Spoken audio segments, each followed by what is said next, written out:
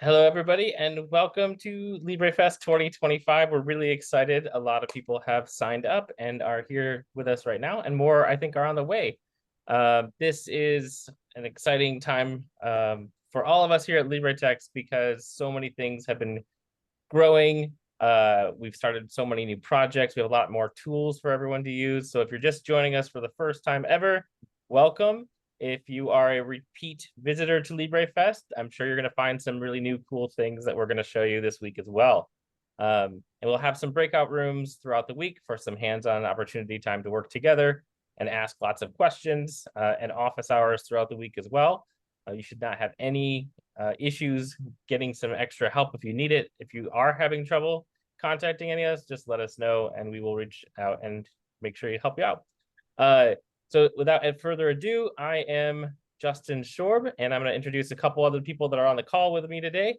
We have Delmar Larson, who is the founder and CEO of LibreTexts. He's a professor of chemistry at UC Davis, and he's wearing his tie-dye shirt, if you can see him in his little window there. Also under tie-dye is Jennifer Rogers, who you might have contacted with. She is our Director of Outreach, Engagement, and Development, meaning she handles an awful lot of the emails, the newsletters, things like that that you've seen around. And she'll be monitoring the chat. So if you need anything, just ask her. Or if you're having any troubles, shoot a message in the chat and she'll try to get you where you need to go. Also joining us is Joshua Helpern, who's been with us for a long time. He is Professor Emeritus in Chemistry at Howard University in DC. So him and myself are in Eastern time, so it's noon here. Jennifer and Delmar are joining us from California, where it's Pacific.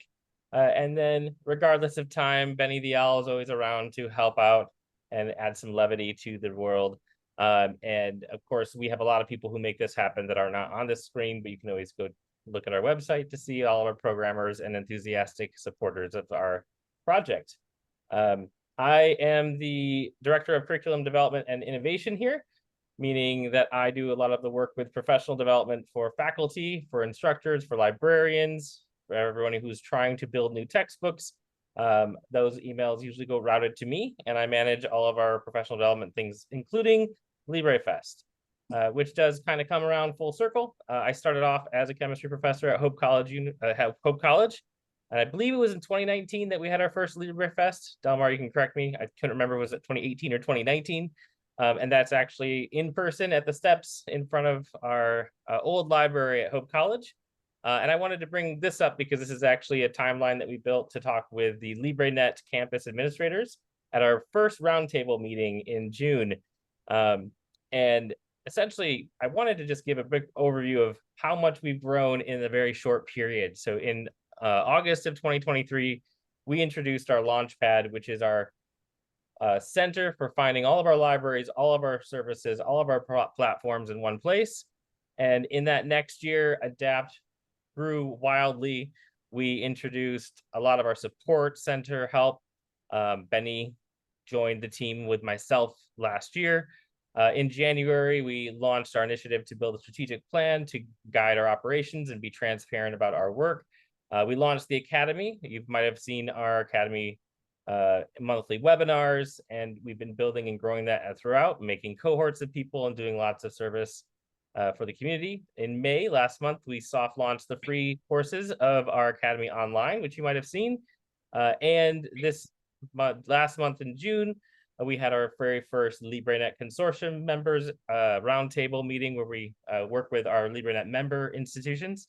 And the Forge went live, which is our new tool for interactive long form assessments for students. And we're going to talk a lot about that as well as a lot of other things that advance. So in the last year and a half, things have been growing quite quickly. So we're happy to have you here, and we hope that you're going to get a lot out of this. So what is LibreTexts? If you've seen this before, hopefully we can kind of revive it. Because one of the things that we really want to work on is getting across the message that LibreTexts is more than just textbooks. We're known for being the largest library of OER textbooks in the world. We have millions of people visiting our textbooks all the time. But as any professor knows, textbooks are not the only thing you need to have a successful curriculum. So we wanted to break it down and make sure everyone understood what all we actually do. Yes, we are a content library. We are also a textbook library as well as a question bank library. We have a whole library of interactives with H5P and lots of other materials. We have other ancillary materials. We're a repository for collections of slide presentations and for worksheets. All of those things are content that we manage.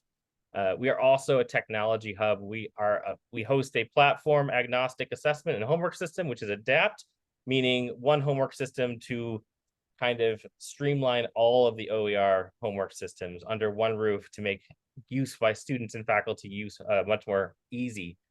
We have a writing analytics and other open pedagogy resources. We manage a bunch of servers and have a bunch of data for analytics and also for research. We're also a development group. We have lots of grant-funded and institution-sponsored collaborative building. A lot of the tools that you see today and platforms and technology have been built in-house in collaboration with faculty. And we're also a training institution specifically around the LibreTexts Academy, which includes LibreFest, which is this, our LibreNet institution for member institutions. And we have a bunch of support and workshops around the country. So all those things come together, and that's what makes up LibreTexts.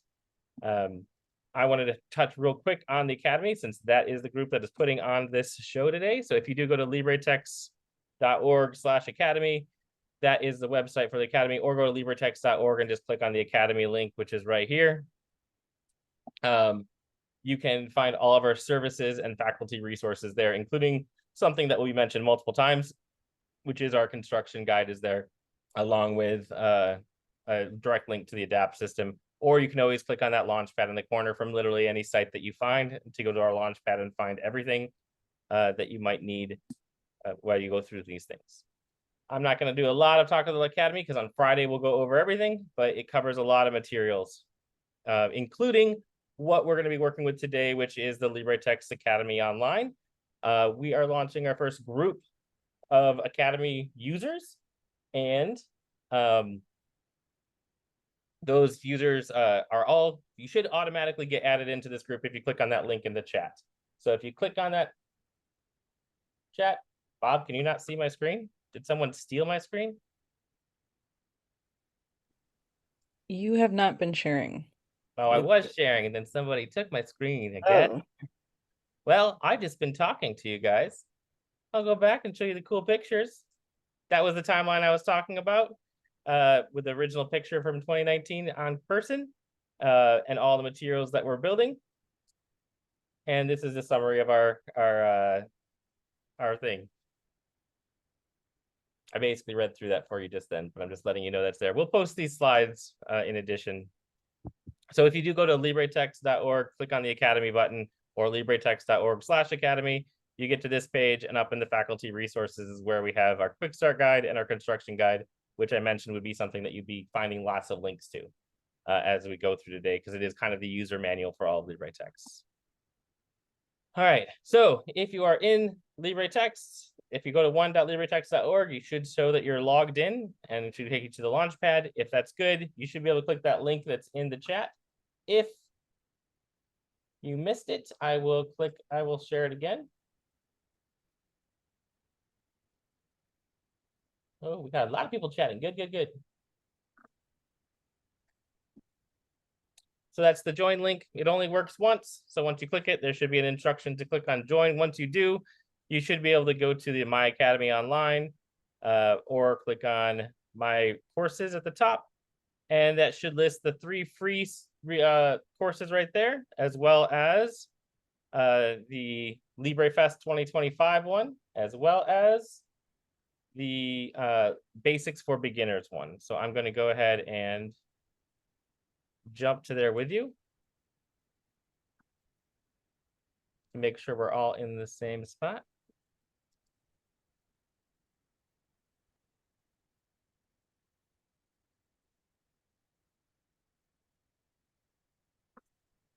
So you should be able to see this course, LibreFest 2025.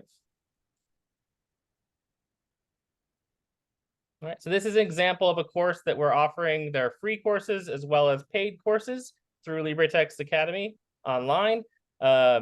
you guys paid for this one, you get access to the LibreFest 2025 course as well as the Basics for Beginners course. And it has all of our schedule, walkthrough modules, and all of your instructions are there. So you can go back here, find it. And this is going to be a living document because as you guys give us feedback this week, we'll flesh out more pages. We want to make sure that we're touching on the things that the active community is asking for. And this also gives you a chance to see what it's like in case you wanted to sign up for more intensive tutorials through LibreTexts Academy later this week or in the future. So this has our agenda on the beginning of every page, and every day will end with breakout rooms as well as reflections. And then we'll talk about how to use those in the future, meaning like in a later today future, not a in the future. So that's the course that you'll get. You have the LibreTexts Basics for Beginners and the LibreFest 2025 course, along with the 3 free ones. And for those of you who are needing a certificate of completion for LibreFest for your professional development or your other needs within your university or college, just make sure that you're attending every day for at least a good chunk of it. Complete that Basics for Beginners course, complete all the assessments that are in the LibreFest 2025 course, including those reflections. There are other instructions along the way of things to do. At the end, just email us if you do need a certificate. We're not going to auto-generate them for everybody, but if you need them, then please do let us know, and that's what we're going to go ahead and check on to see if you want. Francis, just make sure you click on that link above, the Group 8 Join one, and then that should give you a Join button. Great. So we're going to talk a little bit about the technology. Actually, I'm going to make sure I am running on time. I feel like I'm going fast, but also not fast enough. So when you click on that launch pad again, I mentioned before, that's where you're going to keep going back to over and over and over again. You should see an Academy Online button there. I'm not sure if it's launched for everybody yet, but if it is, that will take you back to your courses. When your courses are there, that should show those 3 free ones, plus the ones that you paid for, which are those the Basics for Beginners and the 2025 one, along with all of our other services and platforms and applications. So Adapt Homework can be gotten there. We're going to talk about the Commons and Conductor in a few seconds. The Forge link is there, Jupyter, all the things that we're going to be talking about this week can be accessed there. In terms of development work, we're always building our library, we're always building our adapt, we're building everything. So the content that you'll be working with for textbooks, that will be day 3 and 4.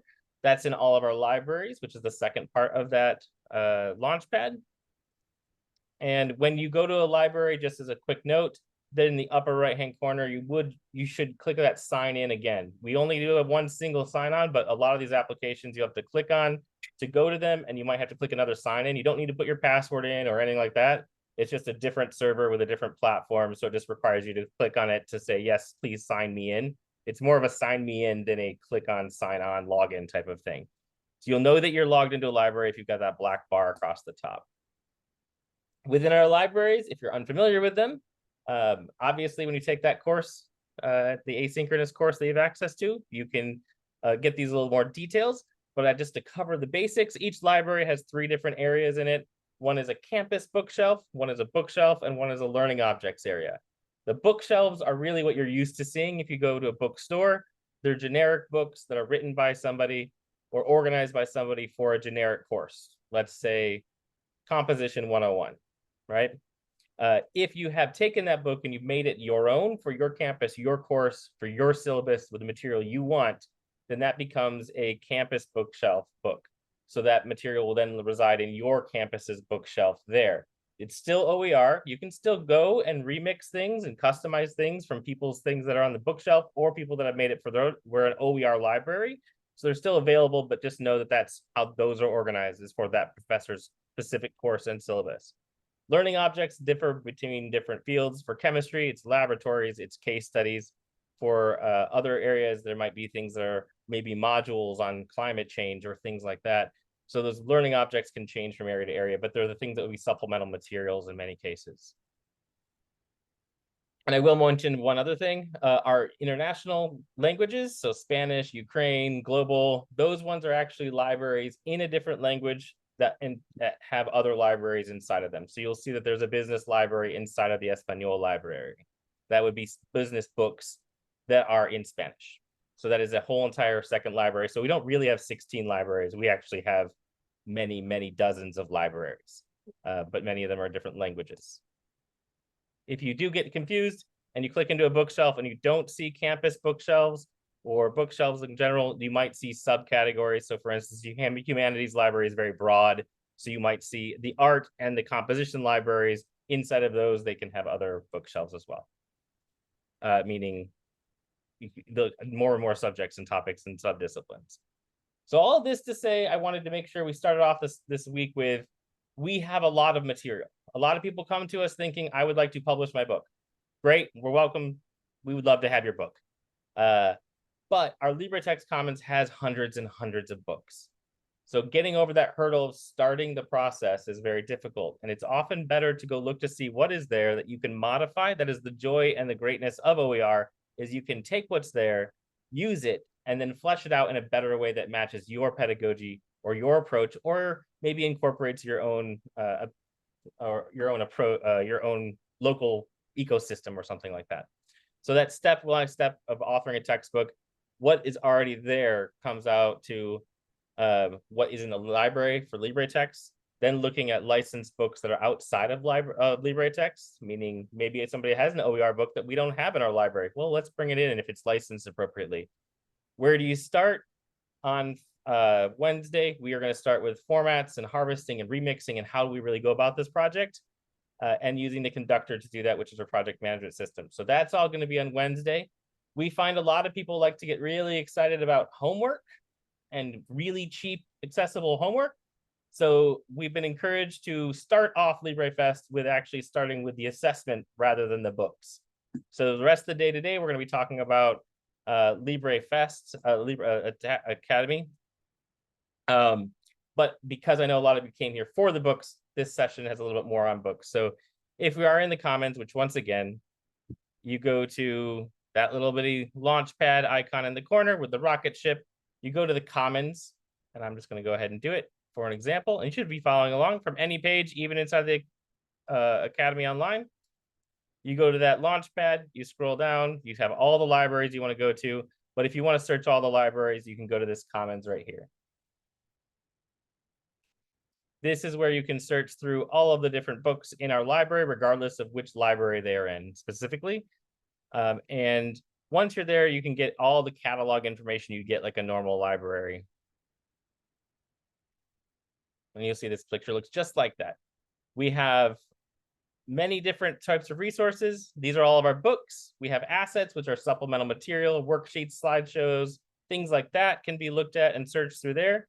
Projects for people who are building new problem sets, building new projects, building new books. That's also where you can build projects that are repositories of other materials. And you can also search for everyone who's been an author with us. All these filters are pretty dynamic. They are very useful.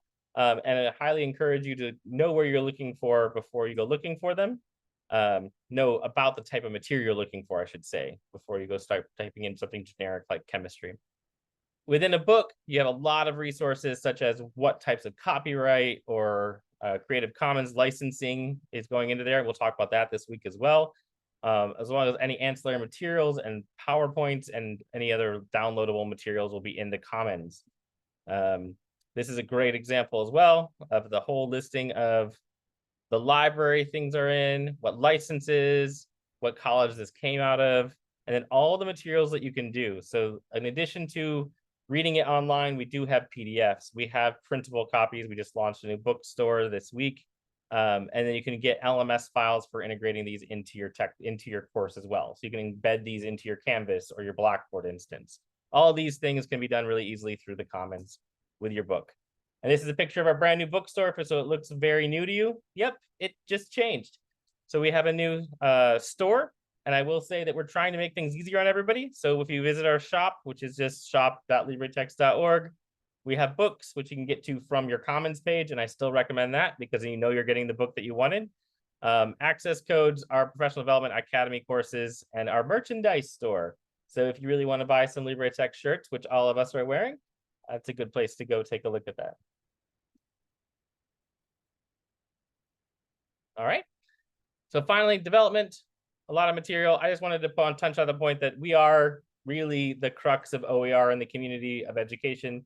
We care about OER not just for textbooks, but for assessment, for making customization for every faculty member. And we really have gone out of our way to be there and work with faculty, alongside faculty. You notice that all of us on our team are previous academic people. We're either currently professors, retired professors. I was a professor for many years, and Jennifer worked as an academic librarian for many years. So we are people that are trying to work with you with all these different contributions and open content throughout there to bring these things into a useful, cohesive package. Access codes, Sarah, are if your bookstore sells access codes through their like equity program or something like that. Access codes used to be more useful for Adapt, but now we have other ways to buy Adapt that are more useful. But you might have seen those before. Adapt's the only thing that costs any money outside of California. We have some other things. Delmar will bring them up. Our Conductor is one other addition that I wanted to bring up, which is that it's our project management system. So we've talked a lot about the Commons being a place where we showcase and distribute things, our libraries where things live, our homework system, which is Adapt. But to build all these things, we realize faculty need to work together to build things together and communicate on these projects.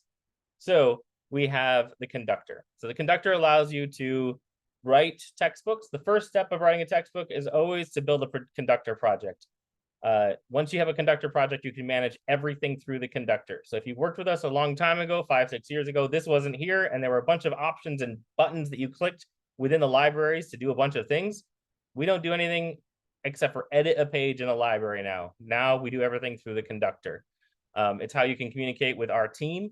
It's how you can communicate with your colleagues and your librarians, if you have librarians that are working with you. It's also how we manage our accessibility, and we have some other cool tools that we'll talk about later this week. Finally, summarizing everything, I wanted to bring up that the Academy, the construction guide is located under faculty resources. Use that whenever you want. And there's also inside of there that construction guide, which covers all of these topics from the Commons, the Conductor I talked about, getting started, basic editing. Adapt has a homework system. That's what we're going to talk about for the rest of the day. There's a whole chapter on that. All these things are located right there in that construction guide. Bookmark that, save it somewhere. It's a good resource to go back to over and over again. Other resources for help. Again, we do have that support center that's on our Launchpad. In the corner of every page, you see that Launchpad that you can go back to. It's there in the corner. In the bottom right corner, however, there's a blue question mark widget, and you can click that blue question mark to submit a support ticket request. You can send that to us, tell us what your issue is. It will automatically tell us who you are and what page you were looking at, so we can help you more effectively. It's a lot better than just sending us an email. And then again, we have our YouTube channel, which is where all these things will be recorded and then posted afterwards. You can find all the videos from the previous LibreFests, as well as our monthly webinar series, which is a free, and keep an eye out in the newsletter for that. And we have a bunch of other videos there as well. So with that, I wanted to say thank you so much for coming this morning for California people, for this afternoon for us East Coast people. And a little plug for if your institution is not already a member of the LibreNet, keep in mind all the resources that we have. Make notes of it. It might be something worth pursuing on your campus. And Jennifer, we'll talk a little more about that on Friday. So if you have any questions that you want to address about what the LibreNet is and what your campus can do, make notes of those. And then on Friday, feel free to ask those questions when we talk a little bit more about that.